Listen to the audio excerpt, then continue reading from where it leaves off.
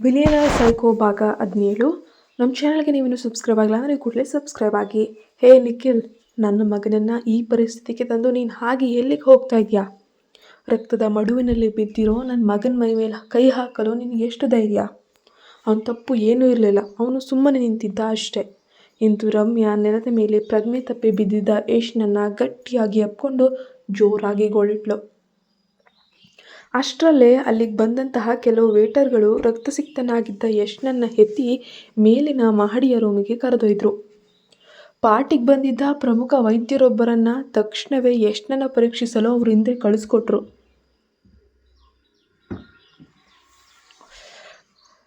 ನಿನ್ನ ಈ ಮೊದಲನೇ ಹೆಂಡತಿಯ ಮಗನನ್ನು ಒಮ್ಮೆ ಕೇಳು. ಅವನು ನನ್ನ ಮುದ್ದಿನ ಮಗನೇ ಯಾಕೆಷ್ಟು ಕ್ರೂರವಾಗಿ ಹೊಡೆದ ನೋಡು, ನನ್ನ ಮಗನ ಮುಖ ಏನಾಗಿದೆ ಅಂತ. ವಿಕಾಸ್ ರಾಜೇ ಕೂಡ ಮಗನ ನಡೆಗೆ ತೀವ್ರ ಅಸಮಾಧಾನಗೊಂಡು, ನಿಖಿಲ್, ನಿನ್ನ ಸ್ವಂತ ಅಣ್ಣನಿಗೆ ಇಷ್ಟೊಂದು ಭೀಕರವಾಗಿ ಹಾಕ್ಕೊಡದೆ? ಅವನ ತಲೆಯಲ್ಲಿ ಅಷ್ಟೊಂದು ರಕ್ತಸ್ರಾವ ಆಗ್ತಿದೆ ಅನ್ನುವ ಕನಿಷ್ಠ ಪ್ರಜ್ಞೆ ಇಲ್ವಾ? ನಿನಗೇನಾದರೂ ಇವತ್ತು ಹುಚ್ಚಿಡ್ದಿದೆಯಾ ಅಂತ ಕೋಪದಿಂದ ಮಗನನ್ನು ಗದರಿಸಿದ್ರು. ತನ್ನ ಗಂಡನಿಗೆ ತಂದೆ ಎಲ್ಲರ ಎದುರೇ ಬೈಯುತ್ತಿರುವುದು ಕಂಡ ಭೂಮಿಕಾಗೆ ಸಹಿಸೋಕೆ ಸಾಧ್ಯವಾಗಲಿಲ್ಲ. ಅವಳು ತಕ್ಷಣ ಮಧ್ಯೆ ಬಂದು, ಮಾವನವರೇ, ಯಾವ ತಪ್ಪನ್ನು ಮಾಡಿಲ್ಲ. ಇವತ್ತು ನನ್ನ ಜೊತೆ ಅತ್ಯಂತ ಕೆಟ್ಟದಾಗಿ ನೀಚವಾಗಿ ವರ್ತಿಸಿದ್ದು ಆ ಯಶ್. ಅವನು ತನ್ನ 3 ಸ್ನೇಹಿತರೊಂದಿಗೆ ಸೇರಿ ಪಾರ್ಟಿಯಲ್ಲಿದ್ದ ಒಬ್ಬ ಅಸಹಾಯಕ ಬಡ ವೇಟರ್ನ ಕೋಣೆಯೊಳಗಾಕಿ ಬಲವಂತವಾಗಿ ಹಿಂಸೆ ಮಾಡ್ತಿದ್ರು. ನಾನು ಆ ಹುಡುಗಿಯ ಮಾನ ಬದುಕಿಸೋಕೆ ಹೋದಾಗ ನಾನು ಆ ರಾಜೇ ಕುಟುಂಬದ ಸೊಸೆ ನಿಖಿಲ್ನ ಹೆಂಡತಿ ಅಂತ ಸ್ಪಷ್ಟವಾಗಿ ತಿಳಿಸಿದ್ದೀನಿ. ಆ ಯಶ್ ನನ್ನ ಮೇಲೆ ಬಲವಂತವಾಗಿ ನನ್ನ ಕೆಡಿಸಲು ಪ್ರಯತ್ನ ಪಟ್ಟವ ಎಂದು ಭೂಮಿಕಾ ಬಿಕ್ಕಿ ಬಿಕ್ಕಿ ಅಳುತ್ತಾ ಸತ್ಯವನ್ನು ಬಿಚ್ಚಿಟ್ಲು. ಅವಳು ಇಷ್ಟನ್ನು ಹೇಳಿ ನಿಲ್ಲಿಸಿದಾಗ ಇಡೀ ಪಾರ್ಟಿ ಹಾಲ್ನಲ್ಲಿದ್ದವರು ಆಘಾತದಿಂದ ಮೂಗಿನ ಮೇಲೆ ಬೆರಳಿಟ್ರು. ಭೂಮಿಕಾ ಇಡೀ ದೇಹವನ್ನು ನಿಖಿಲ್ನ ಕೋಟಿನಿಂದ ಮುಚ್ಚಿಕೊಂಡಿದ್ಲು. ಹಾಗಾಗಿ ಅವಳ ಅರಿದಿದ್ದ ಉಡುಪು ಅವಳು ಅನುಭವಿಸಿದ ಆ ನರಕವನ್ನು ಎಲ್ಲರಿಗೂ ಸ್ಪಷ್ಟವಾಗಿ ತೋರಿಸ್ತಿತ್ತು. ಆದರೆ ರಮ್ಯಾ ಇಷ್ಟೆಲ್ಲ ಆದರೂ ತನ್ನ ಮಗನ ತಪ್ಪನ್ನು ಮುಚ್ಚಿ ಹಾಕಲು ಅತ್ಯಂತ ವಿಕೃತವಾಗಿ ಹೇಳಿದ್ಲು. ಯಶ್ನ ಜೊತೆ ಕೆಟ್ಟದಾಗಿ ವರ್ತಿಸಿದ್ನಾ? ನನ್ನ ಮಗನನ್ನು ಮೋಹಿಸಲು ನೀನೇನಾದರೂ ಆ ಕೋಣೆಯೊಳಗೆ ಕೀಳು ಕೆಲಸ ಮಾಡಿರಬೇಕು. ನಿನ್ನಂತಹ ಸೌಂದರ್ಯ ಪ್ರದರ್ಶನ ಮಾಡುವ ಮಿಡಲ್ ಕ್ಲಾಸ್ ಹುಡುಗಿಯಿಂದ ಇಂತಹ ಪ್ಲ್ಯಾನ್ ಬಿಟ್ಟರೆ ನೀನು ನಿರೀಕ್ಷಿಸೋಕೆ ಸಾಧ್ಯ? ಹೇಳು ಭೂಮಿಕಾ. ರಮ್ಯಾಳ ಬಾಯಿಯಿಂದ ತನ್ನ ಪ್ರಾಣದಂತಿರುವ ಹೆಂಡತಿಯ ಕ್ಯಾರೆಕ್ಟರ್ ಬಗ್ಗೆ ಅಸಹ್ಯದ ಮಾತುಗಳು ಹೊರಬರ್ತಿದ್ದ ಹಾಗೆ ಇಷ್ಟು ಹೊತ್ತು ತನ್ನ ತಂದೆ ವಿಕಾಸ್ ರಾಜ್ಗೆ ಗೌರವ ಕೊಟ್ಟು ಸುಮ್ಮನೆ ನಿಂತಿದ್ದ ನಿಖಿಲ್ನ ತಾಳ್ಮೆ ಕಟ್ಟೆ ಸಂಪೂರ್ಣವಾಗಿ ಹೊಡಿತು. ಅವನ ಕಣ್ಣುಗಳಲ್ಲಿ ಸಾಕ್ಷಾತ್ ಯಮನ ರೌದ್ರಾವತಾರ ಕಾಣಿಸ್ತು. ಪರಿಸ್ಥಿತಿ ಕೈಮೀರುತ್ತಿರುವುದನ್ನು ಕಂಡು ವಿಕಾಸ್ ರಾಜೇ ತಕ್ಷಣವೇ ನಿಖಿಲ್ನ ಕೈಯನ್ನು ಗಟ್ಟಿಯಾಗಿ ಹಿಡಿದು ತಡೆಯಲು ಪ್ರಯತ್ನಿಸಿದ್ರು. ಆದರೆ ಸಿಟ್ಟಿನ ಜ್ವಾಲೆಯಾಗಿದ್ದ ನಿಖಿಲ್ ತನ್ನ ತಂದೆಯ ಕೈಯನ್ನು ಭೀಕರವಾಗಿ ಕೊಡವಿ ಜೋರಾಗಿ ಹೊಡೆದು ದೂರ ತಳ್ಳಿದನು. ಆತ ರಮ್ಯಾಳ ಕುತ್ತಿಗೆಯನ್ನು ಸೀಳುವಂತೆ ಅತ್ಯಂತ ಕ್ರೂರವಾಗಿ ಅವಳ ಕಡೆಗೆ ಹೆಜ್ಜೆ ಹಾಕ್ದ. ಏನು ಹೇಳ್ತಿದ್ಯಾ ರಮ್ಯಾ?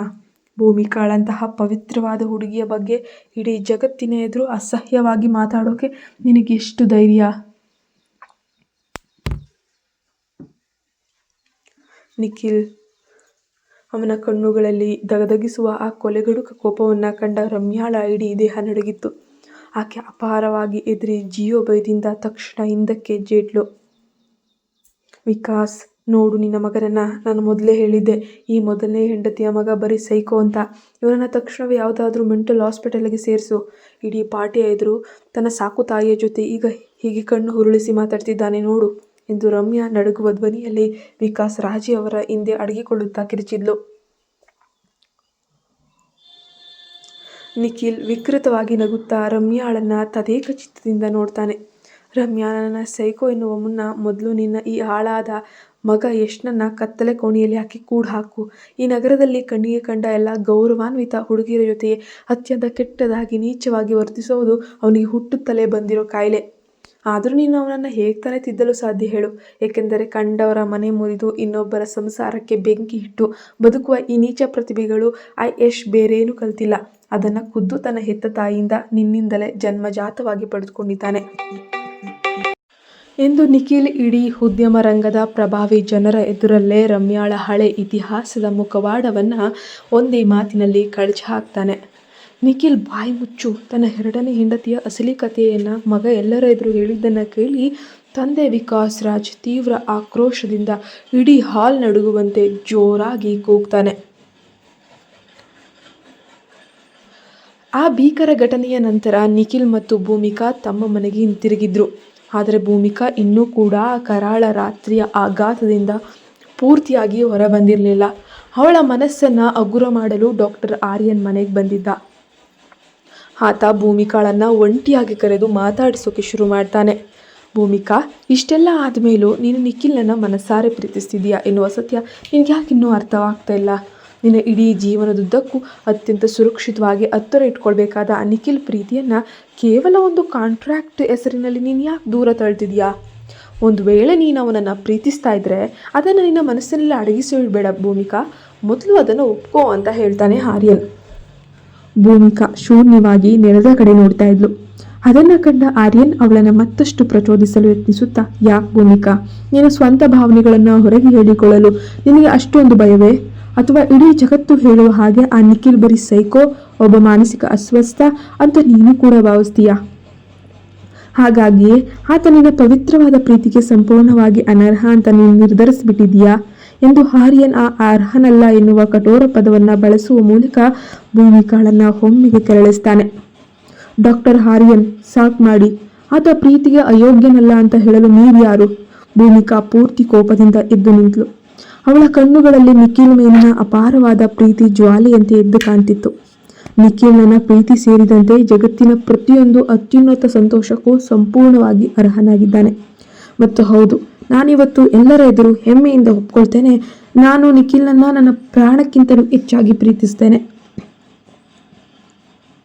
ಆತ ಕೇವಲ ನನ್ನ ಪಕ್ಕದಲ್ಲಿದ್ದರೆ ಸಾಕು, ನಾನು ಇಡೀ ಜಗತ್ತನ್ನೇ ಮರೆತು ಹೋಗ್ತೇನೆ. ಆತ ನನ್ನನ್ನು ತುಂಬಾ ಸಂತೋಷವಾಗಿದ್ದಾನೆ.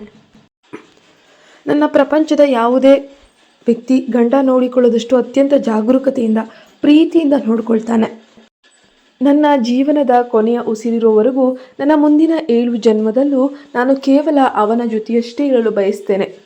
ನಾನು ಅವನನ್ನು ಅತಿಯಾಗಿ ಹಚ್ಚಿಕೊಂಡಿದ್ದೇನೆ, ತುಂಬಾ ಪ್ರೀತಿಸ್ತೇನೆ ಎಂದು ಭೂಮಿಕಾ ತೀವ್ರ ಭಾವುಕತೆಯಿಂದ ಕೋಪದಲ್ಲೇ ತನ್ನ ಹೃದಯದ ನಿಗೂಢ ಪ್ರೀತಿಯನ್ನು ಬಿಚ್ಚಿಟ್ಲು. ಭೂಮಿಕಾ ಕೋಪದಿಂದ ಇಷ್ಟೊಂದು ಸಾಲುಗಳನ್ನು ಉಳಿದಾಗ ಎದುರಿದ್ದ ಆರ್ಯನ್ ಮುಖದಲ್ಲಿ ಒಂದು ಸುಂದರವಾದ ಮುಗುಳ್ನಗೆ ಮೂಡಿತು. ಹೌದು ಭೂಮಿಕಾ, ಕೊನೆಗೂ ನಿಖಿಲ್ನನ್ನು ಹುಚ್ಚಾಗಿ ಪ್ರೀತಿಸಿದಾಳೆ ಎನ್ನುವ ಸತ್ಯ ಈಗ ಜಗಜ್ಜಾಹೀರಾತಾಗಿದೆ. ಆದರೆ ಭೂಮಿಕಾ ಕೋಪದಲ್ಲಿ ಹಾಡಿದ ಆ ಪ್ರೀತಿಯ ಮಾತುಗಳನ್ನು ಮರೆಯಾಗಿ ನಿಂತು ಕೇಳಿಸ್ಕೊಳ್ತಿರುವ ಆ ನಮ್ಮ ಆಫೀಸ್ ಹಿಟ್ಲರ್ ನಿಖಿಲ್ ರಾಜೇ ಅವರ ಮುಂದಿನ ರಿಯಾಕ್ಷನ್ ಹೇಗಿರುತ್ತೆ? ಭೂಮಿಕಾ ನೇರವಾಗಿ ನಿಖಿಲ್ನ ಎದುರು ಹೋಗಿ ತನ್ನ ಪ್ರೀತಿಯನ್ನು ಒಪ್ಕೊಳ್ತಾಳಾ? ನೋಡೋಣ. ಹಾಗೆ ಇಂದಿನ ಒಂದು ಸಣ್ಣ ಝಲಕ್. ನಿಖಿಲ್ ತನ್ನ ತಂದೆ ಕಣ್ಣುಗಳನ್ನೇ ನೇರವಾಗಿ ನೋಡುತ್ತಾ, ನನ್ನ ಮೇಲೆ ಇಷ್ಟೊಂದು ಜೋರಾಗಿ ಹೆಸರು ಕೂಗಿ ಆರ್ಡರ್ ಮಾಡುವ ಬದಲು ಮೊದಲು ನಿಮ್ಮ ಈ ನೀಚ ಹೆಂಡತಿ ಮತ್ತು ಕಾಮುಕ ಮಗನನ್ನು ತಮ್ಮ ಮಿತಿಯೊಳಗೆ ಇರಲು ಹೇಳಿ ಶ್ರೀರಾಜೆ.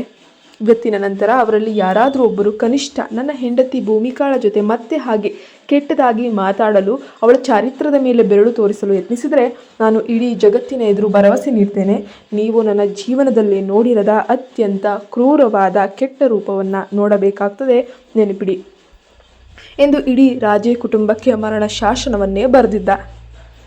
ಹೀಗೆ ತೀವ್ರ ಆಕ್ರೋಶದಿಂದ ನಿಖಿಲ್ ಹೇಳಿದಂತಹ ಮರುಕ್ಷಣವು ಅಲ್ಲಿ ನಿಲ್ಲದೆ ತಕ್ಷಣವೇ ಭೂಮಿಕಾಳ ಮಣಿಕಟ್ಟನ್ನು ತನ್ನ ಬಲಗೈಯಿಂದ ಅತ್ಯಂತ ಗಟ್ಟಿಯಾಗಿ ಹಿಡಿದುಕೊಂಡ. ಇಡೀ ಪಾರ್ಟಿ ಹಾಲ್ನಿಂದ ಅವಳನ್ನು ತಕ್ಷಣವೇ ಹೊರಗೆ ಕರ್ಕೊಂಡು ಬಂದಿದ್ದ. ಅವರಿಬ್ಬರ ಪರಿಸ್ಥಿತಿಯನ್ನು ನೋಡಿ ಆತಂಕಗೊಂಡಂತಹ ಡಾಕ್ಟರ್ ಆರ್ಯನ್ ಕೂಡ ತಕ್ಷಣವೇ ಅವರ ಹಿಂದೆ ಓಡಿ ಹೋಗಿರ್ತಾನೆ. ನಿಖಿಲ್ ಇನ್ನೂ ಕೂಡ ತೀವ್ರವಾಗಿ ಕೋಪಗೊಂಡಿದ್ದ. ಅವನ ಇಡೀ ದೇಹ ಸಿಟ್ಟಿನಿಂದ ನಡುಗ್ತಾ ಇತ್ತು. ಅವರೆಲ್ಲರೂ ಪಾರ್ಟಿ ಹಾಲ್ನ ಆಚೆ ಸಾಲು ಸಾಲಾಗಿ ನಿಲ್ಲಿಸಿದಂತಹ ಐಷಾರಾಮಿ ಕಾರುಗಳು ಪಾರ್ಕಿಂಗ್ ಏರಿಯಾದ ಮುಂದೆ ಬಂದು ನಿಂತಿದ್ರು. ಕೋಪದ ತುತ್ತ ತುದಿಯಲ್ಲಿದ್ದ ನಿಖಿಲ್ ಭೂಮಿಕಾಳ ಮಣಿಕಟ್ಟನ್ನು ಮೆಲ್ಲನೆ ಬಿಟ್ಟು ತಲೆಗೆ ಕೈ ಇಟ್ಟುಕೊಂಡು ತೀವ್ರ ಆಕ್ರೋಶದಿಂದ ಪಾರ್ಕಿಂಗ್ ಜಾಗದಲ್ಲಿ ಇಲ್ಲಿಂದ ಅಲ್ಲಿಗೆ ವೇಗವಾಗಿ ಹೆಜ್ಜೆ ಹಾಕುತ್ತಾ ತಳಮಳಿಸ್ತಿದ್ದ. ಆತನಿಗೆ ಆ ನೀಚ ಯಶ್ ಮತ್ತು ರಮ್ಯಾಳನ್ನು ಅಲ್ಲೇ ಕೊಂದು ಮುಗಿಸುವಷ್ಟು ಕೋಪ. ನಿಖಿಲ್ ಪ್ಲೀಸ್, ಮೊದಲು ಶಾಂತನಾಗು. ಏನು ಮಾಡ್ತಿದ್ಯಾ ನೀನು? Control your self Nikhil. Aryan ಅವನ ಹತ್ತಿರ ಒಂದು ಭುಜ ಮುಟ್ಟಿ ಅವನನ್ನು ಸಮಾಧಾನಗೊಳಿಸಲು ಹರಸಾಹಸ ಪಡ್ತಿದ್ದ. ಆರ್ಯನ್, ನೀನು ಯಾವ ಮುಖ ಇಟ್ಕೊಂಡು ನನ್ನನ್ನು ಹೀಗೆ ಶಾಂತವಾಗಲು ಹೇಳ್ತಿದ್ಯಾ? ಆ ರಮ್ಯಾ ಇಡೀ ಬಿಸ್ನೆಸ್ ಪ್ರಪಂಚದ 100 ಜನರ ಎದುರು ನನ್ನ ಭೂಮಿಕಾ ಬಗ್ಗೆ ಎಷ್ಟು ಕೀಳಾಗಿ, ಎಷ್ಟು ಅಸಹ್ಯವಾಗಿ ಮಾತಾಡ್ತಾ ಇದ್ಲು ಅನ್ನೋದು ನೀನು ನಿನ್ನ ಸ್ವಂತ ಕಣ್ಣುಗಳಿಂದನೇ ನೋಡಿದೆ, ಕೇಳಿಸ್ಕೊಂಡೆ ಎಂದು ನಿಖಿಲ್ ಸಿಡಿಲಿನಂತೆ ಆರ್ಯನ್ ಮೇಲೆಯೇ ಕೂಗ್ದ. ನಿಖಿಲ್, ಇಷ್ಟೊಂದು ಕೋಪ ಮಾಡಿಕೊಳ್ಳುವುದನ್ನು ಮೊದಲು ನಿಲ್ಲಿಸು. ಆ ಕಡೆ ಒಮ್ಮೆ ಭೂಮಿಕಾಳನ್ನು ನೋಡು. ಅವಳಿಗೆ ನಿಜವಾಗಿಯೂ ಹುಷಾರಿಲ್ಲ. ಒಳಗನೆ ನಡೆದ ಆ ಘಟನೆಯಿಂದ ಆಕೆ ಪೂರ್ತಿಯಾಗಿ ನೊಂದಿದ್ದಾಳೆ, ಹೆದರಿದ್ದಾಳೆ. ಅಷ್ಟಕ್ಕೂ ಭವಿಷ್ಯದಲ್ಲಿ ನೀನು ಪ್ರತಿಯೊಂದಕ್ಕೂ ಹೀಗೆ ಮೃಗದಂತ ವರ್ತಿಸ್ತಾ ಹೋದರೆ ನಾನು ನಿನಗೆ ಇನ್ನೇನು ತಾನೇ ಹೇಳಲಿ ಹೇಳು ಎಂದು ಆರ್ಯನ್ ಅತ್ಯಂತ ಮೆಲುಧ್ವನಿಯಲ್ಲಿ ಜವಾಬ್ದಾರಿಯಿಂದ ನಿಖಿಲ್ಗೆ ಪರಿಸ್ಥಿತಿಯನ್ನು ವಿವರಿಸ್ತಾನೆ. ಆರ್ಯನ್ ಆ ಮಾತು ಹೇಳುತ್ತಿದ್ದಂತೆ ನಿಖಿಲ್ ತಕ್ಷಣವೇ ತಿರುಗಿ ಕಾರಿಗೆ ಹೊರಗೆ ಅಸಹಾಯಕಳಾಗಿ ನಿಂತಿದ್ದ ಭೂಮಿಕಾಳನ್ನು ನೋಡ್ತಾನೆ. ಆಕೆ ಇನ್ನೂ ಕೂಡ ಆ ಆಘಾತದಿಂದ ಹೊರಬರಲಾಗದೆ ಯಾವುದೇ ಭಾವನೆಗಳಿಲ್ಲದೆ ಶೂನ್ಯ ಮುಖದಿಂದ ತನ್ನನ್ನೇ ತಾನು ದಿಟ್ಟಿಸಿ ನೋಡ್ತಾ ಇದ್ಲು. ಅವಳ ಆ ಒಂಟಿ ಕಣ್ಣೀರ ಮುಖವನ್ನು ನೋಡ್ತಿದ್ದಾಗೆ ಇಷ್ಟು ಹೊತ್ತು ಜ್ವಾಲಾಮುಖಿಯಂತೆ ಉರಿಯುತ್ತಿದ್ದ ನಿಖಿಲ್ನ ಭೀಕರ ಕೋಪ ಮಂಜಿನಂತೆ ಕರಗಿ ಆತ ಸಂಪೂರ್ಣವಾಗಿ ಶಾಂತನಾಗಿದ್ದ. ಆತ ತಕ್ಷಣವೇ ಭೂಮಿಕಾಳ ಹತ್ತಿರ ಧಾವಿಸಿ ಬಂದು ಅವಳ ಎರಡೂ ಕೈಗಳನ್ನು ಹಿಡಿದು ಅತ್ಯಂತ ಜಾಗರೂಕತೆಯಿಂದ ಕಾಳಜಿಯಿಂದ ಕೇಳ್ತಾನೆ. ಭೂಮಿಕಾ, ನೀನು ಚೆನ್ನಾಗಿದೆಯಾ ತಾನೆ? ಎಲ್ಲಾದರೂ ನಿನಗೆ ನೋವಾಯಿತೆ? ಪ್ಲೀಸ್ ಹೇಳು ಭೂಮಿಕಾ, ನಾನೇನಾದರೂ ಈಗಲೇ ಆಸ್ಪತ್ರೆಗೆ ಹೋಗಬೇಕಾ ಎಂದು ಆಕೆಯ ಇಡೀ ಮುಖವನ್ನು ಸವರುತ್ತಾ ಕೇಳ್ತಾನೆ. ಭೂಮಿಕಾ ಅವನ ಕಣ್ಣುಗಳಲ್ಲಿದ್ದ ಆ ಅಪಾರವಾದ ಪ್ರೀತಿ ಮತ್ತು ಹೆದರಿಕೆಯನ್ನು ನೋಡಿ ಮೆಲ್ಲನೆ ನಿಟ್ಟುಸಿರುಬಿಟ್ಲು. ನಾನು ಚೆನ್ನಾಗಿದ್ದೀನಿ ನಿಖಿಲ್, ನಿಜವಾಗಿಯೂ ನನಗೆ ಏನೂ ಆಗಿಲ್ಲ, ನನಗಾಗಿ ಅಷ್ಟೊಂದು ಚಿಂತಿಸಬೇಡಿ ಪ್ಲೀಸ್ ಅಂದಳು ಅತ್ಯಂತ ಸಾಫ್ಟಾಗಿ.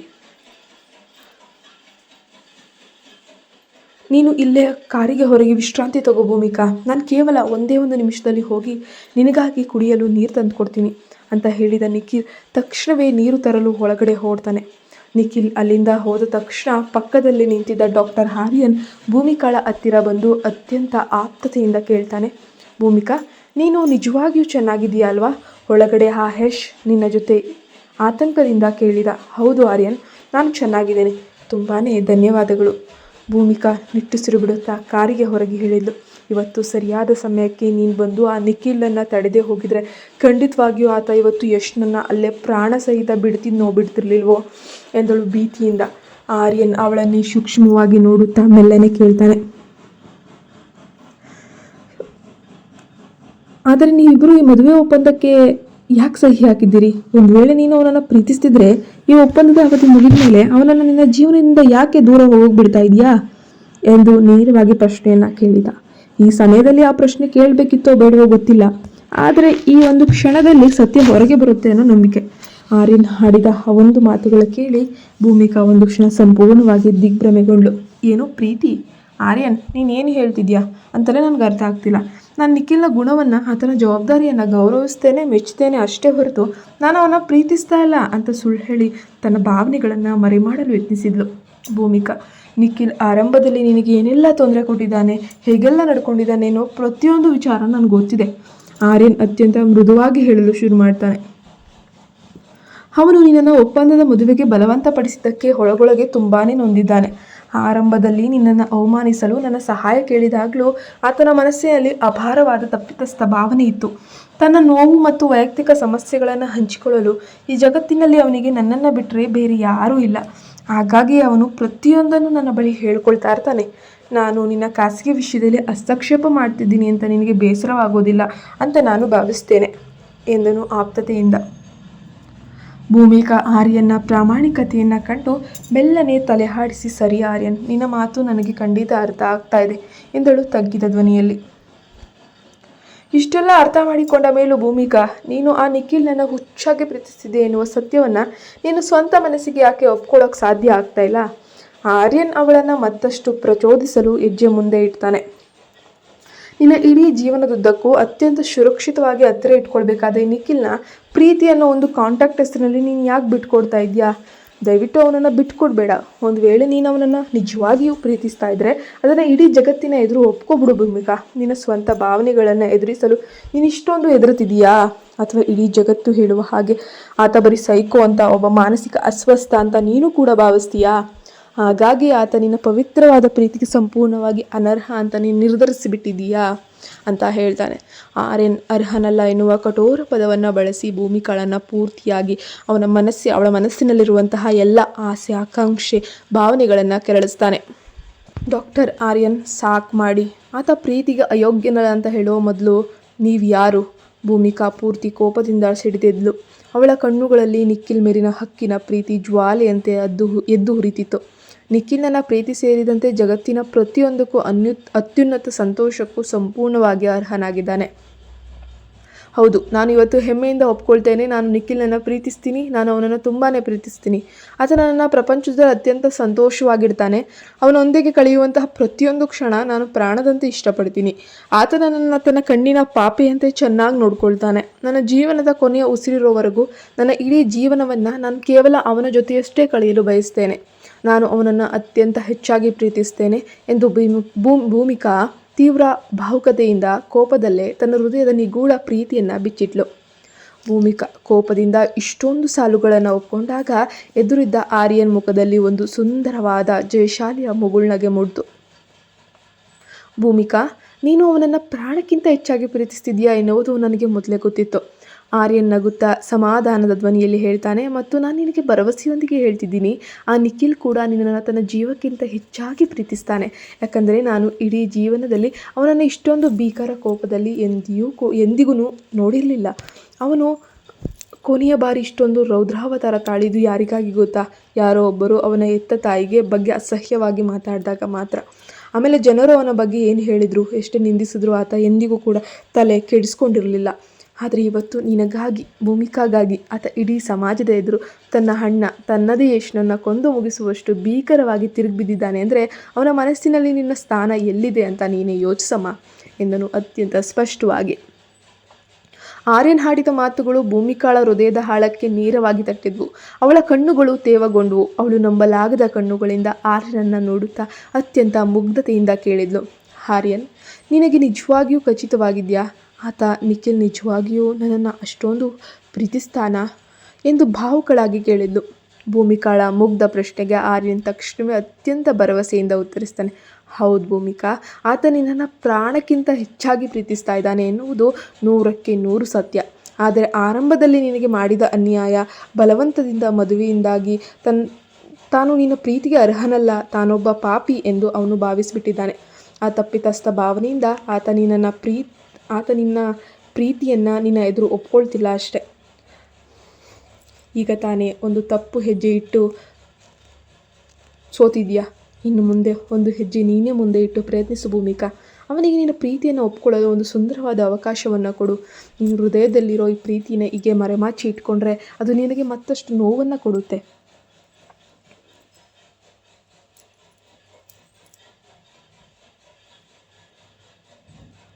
ಆರ್ಯನ್, ನಾನು ನಿಜವಾಗಿ ಅದನ್ನು ಮಾಡಬೇಕಾ? ನನ್ನ ಪ್ರೀತಿಯನ್ನು ಅವನಿಗೆ ತಿಳಿಸ್ಬೇಕಾ? ಭೂಮಿಕಾ ತನ್ನ ಕಣ್ಣುಗಳನ್ನು ಒರೆಸಿಕೊಳ್ಳುತ್ತಾ ನಡುಗುವ ಧ್ವನಿಯಲ್ಲೇ ಕೇಳಲು.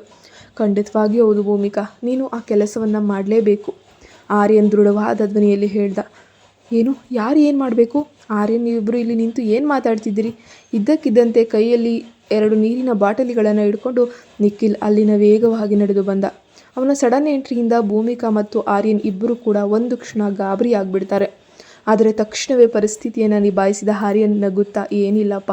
ಭೂಮಿಕಾ ತನ್ನ ಮುಖ ಇನ್ನೂ ಕೆಂಪಾಗಿರುವುದನ್ನು ನೋಡಿ, ತಾನು ಚೆನ್ನಾಗಿ ಕಾಣ್ತಿದ್ದೇನಾ ಅಂತ ಕೇಳ್ತಾ ಇದ್ಲು. ಅದಕ್ಕೆ ನಾನು ಹೌದು, ನೀನು ತುಂಬ ಚೆನ್ನಾಗಿದೆಯಾ ಅಂತ ಹೇಳ್ತಾ ಇದ್ದೆ ಅಷ್ಟೆ. ಆದರೆ ನೀರು ತರೋಕೆ ಹೋಗಿ ನೀನು ಇಷ್ಟೊಂದು ತಡ ಮಾಡಿದೆಯಲ್ಲ ಯಾಕೆ ಅಂತ ವಿಷಯವನ್ನು ಬದಲಾಯಿಸಿದ್ರು. ನಿಖಿಲ್ ಒಂದು ನಿಟ್ಟುಸಿರು ಬಿಟ್ಟು ನೀರಿನ ಬಾಟಲಿಯನ್ನು ಭೂಮಿಕಾಳ ಕಡೆಗೆ ಚಾಚುತ್ತಾ, ಅದು ಇಲ್ಲಿ ಹತ್ತಿರದಿಲ್ಲದ ಅಂಗಡಿಯಲ್ಲಿ ಕ್ರೆಡಿಟ್ ಕಾರ್ಡ್ಗಳು ಮತ್ತು ಕ್ಯಾಶ್ ಬೇಕಂತ ಹೇಳಿದ್ರು. ಸೊ ಅದಕ್ಕಾಗಿ ಕ್ಯಾಶ್ ಕೊಟ್ಟು ತರಲು ಸ್ವಲ್ಪ ತಡ ಆಯಿತು. ಇಲ್ಲಿ ಮೊದಲು ಈ ನೀರನ್ನು ಕುಡಿ ಭೂಮಿಕಾ ಅಂತ ಹೇಳಿ ಅತ್ಯಂತ ಕಾಳಜಿಯಿಂದ ಕೊಟ್ಟ. Thank you so much Nikhil. Bhoomika ಮೃದುವಾಗಿ ಅತ್ಯಂತ ಪ್ರೀತಿಯಿಂದ ಅವನ ಕಣ್ಣುಗಳನ್ನು ನೋಡುತ್ತಾ ನೀರಿನ ಬಾಟಲಿಯನ್ನು ಪಡೆದುಕೊಂಡ್ಳು.